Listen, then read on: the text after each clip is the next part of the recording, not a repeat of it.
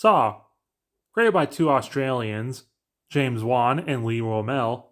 Right after film school, they wanted to make something, but they were broke. So they basically made a TV pilot to show off what they could do. And as Saw 0.5 impressed enough people, they made a full film. The film begins with something going down the drain and a guy named Adam waking up in the bathtub. Adam is played by Lee Winnell. There's another guy in the bathroom, Dr. Lawrence Gordon, played by Carrie Elways. They're both chained up, and there's a body between them, holding a tape player and a revolver. Both of them find tapes in their pockets, and Gordon finds a bullet. Adam ties his shirt to the bath plug and manages to get the tape player. Hello, Sydney. But seriously. Rise and shine, Adam. You're probably wondering where you are. I'll tell you where you might be. You might be in the room that you die in. Dr. Gordon asks for the tape player to be tossed over, but they don't want to break it, so he just tosses his tape to Adam. Your aim in this game is to kill Adam.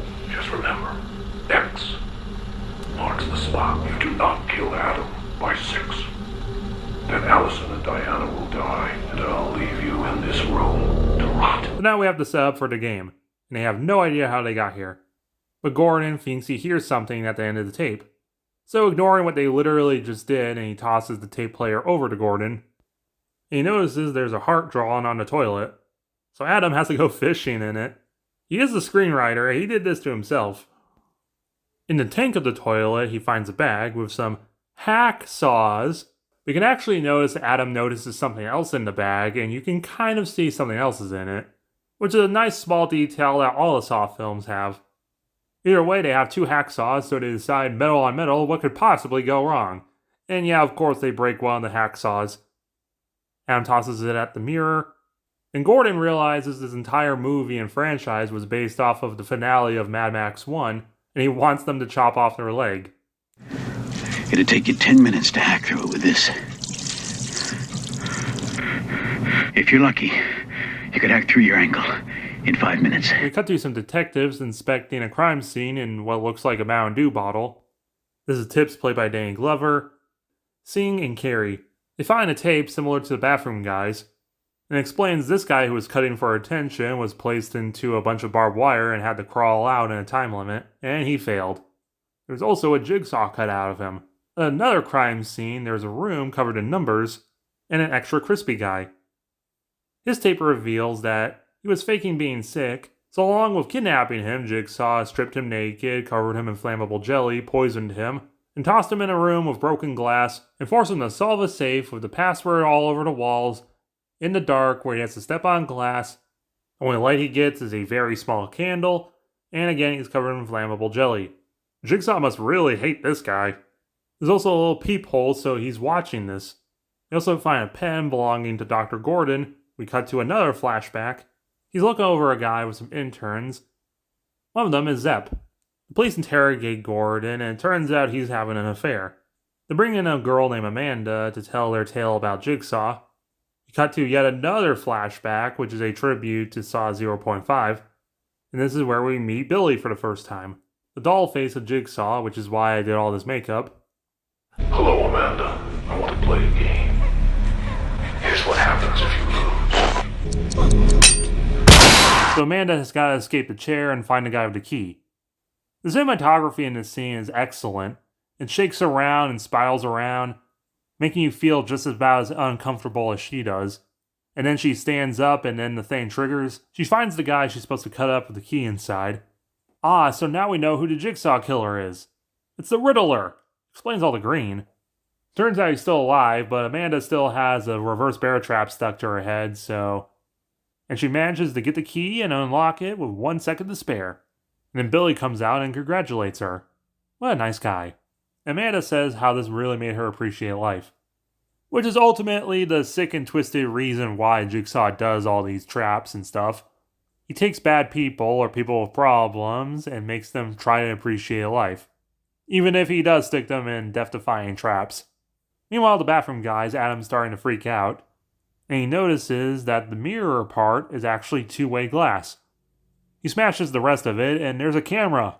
Another flashback, and we meet Diane.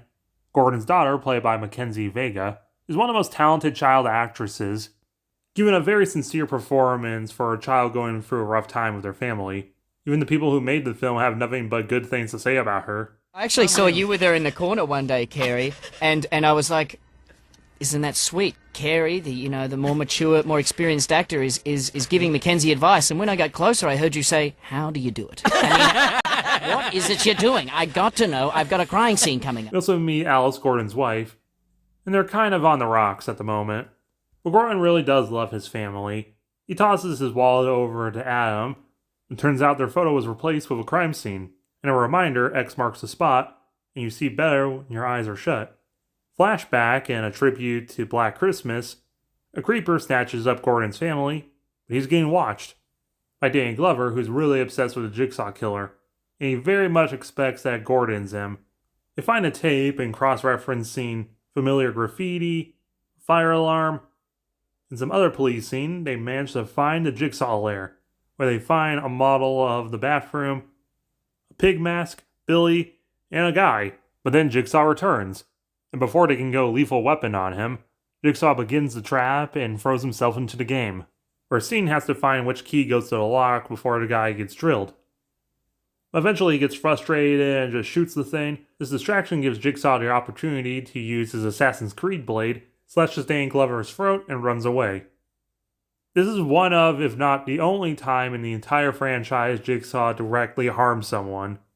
Singh chases after him, but he trips a wire, which activates a bunch of shotguns above the door. Danny Glover did survive, and he left the force because he blames himself for Singh, and he's still pretty sure Gordon's the Jigsaw killer. Meanwhile, the bathroom guys turn off the lights, and yep, there's the X. Gordon smashes it, and he finds a toolbox. In it is a cell phone, cigarettes, and a paper saying the cigarettes are cool. Downside, the phone has a terrible plan because it's 2004.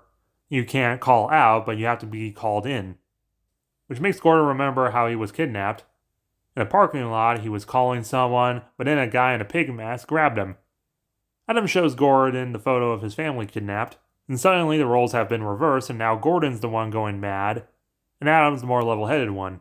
They come up with a plan to dip one of the cigarettes in the poisoned blood, turn the lights off, give Adam the non-poisoned cigarette, and have him pretend that he's dead. It should also be noted that Gordon did hesitate before giving him the non-poisoned cigarette, but the guy watching him knows what's going on and electrocutes Adam. Gordon starts freaking and he tries going for the chains again, which makes Adam remember how he got kidnapped. He was developing photos of Gordon, but then he passed out and the lights were off, so he had to investigate a sound using only his camera flash as light. Any other horror film, they build up the tension. Adam thinks he's in the closet, he opens it, and no one's there, just for the guy to jump out at the side. But this film's actually good, so when he opens the closet, the pig guy is actually there, paying off all that build-up, and you still get kind of scared from it. But hold up, Gordon's getting a call from his wife, reminding him she's still been kidnapped. Adam reveals he was taking photos of Gordon up till the night he was getting kidnapped. He takes the photos out of the bag they got the hacksaws from. Turns out he was having an affair with one of the interns, but the night he was kidnapped, he was actually going to call it off. He gets a weird phone call and he leaves, and this leads up to his kidnapping. And it turns out the guy who was paying Adam to take photos of him was Danny Glover. Gordon realizes he had a good thing going for it, and he just wasted it, playing into the themes of the film. But then he sees a photo that Adam did not take, revealing Zepp. And he's the one who kidnapped Gordon's family, and time's up. Alice actually manages to free herself.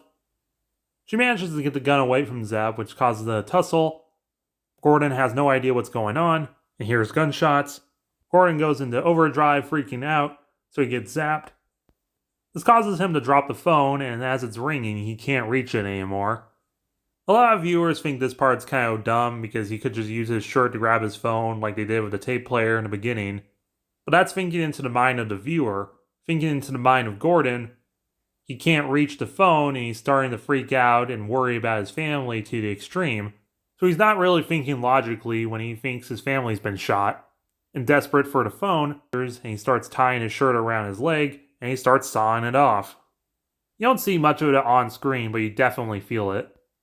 Zip literally hops his way to the bathroom. As Danny Glover follows him, they get into a small tussle. but Zeb shoots him. If you played a game, he actually survived. He's also in Dead by Daylight for some reason. Gordon crawls to get a revolver, loads it, and a very pale-faced Gordon shoots at him. Just as Zeb arrives, the footless Gordon attacks him, but Adam revives, actually punches the actor in the face, and then beats him with the lid to the toilet. Now the two are friends again, hooray! Gordon crawls his way to find help, and Adam finds a tape on Zeb, which turns out he's a pawn as well.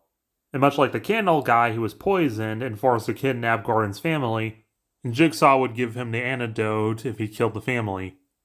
And then with one of the most actually shocking twist endings ever, up there with Luke, I'm Your Father, and Planet of the Apes is actually Earth, the guy in the middle of the room was not actually dead. He peels off the prosthetic, and it turns out he's Jigsaw, played by Tobin Bell in his awesome voice. He also was the guy who was getting examined by Dr. Gordon earlier, and he's got a tumor. He tells Adam the key's in the bathtub, and he remembers that was the thing that flushed down the drain in the beginning of the film. He goes for Zeb's gun, but then Jigsaw just zaps him. And just like he said earlier, because he failed the game, he'll be locked in there forever. Game over. Final body count? 6. And now a Saw. It's one of the most popular and influential horror films of the 2000s for a very good reason.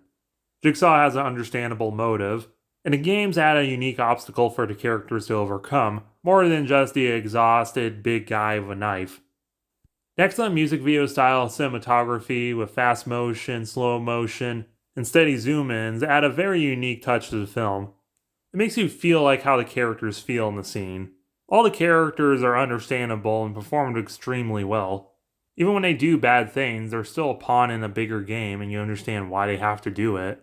And especially in this film, the traps take a backseat to the characters. And of course, that ending is iconic. It's more of a mystery film that rewards repeated viewing, rather than just an overabundance of gore and torture like everyone in the mainstream thinks the film is. Overall, I give the film a 10 out of 10.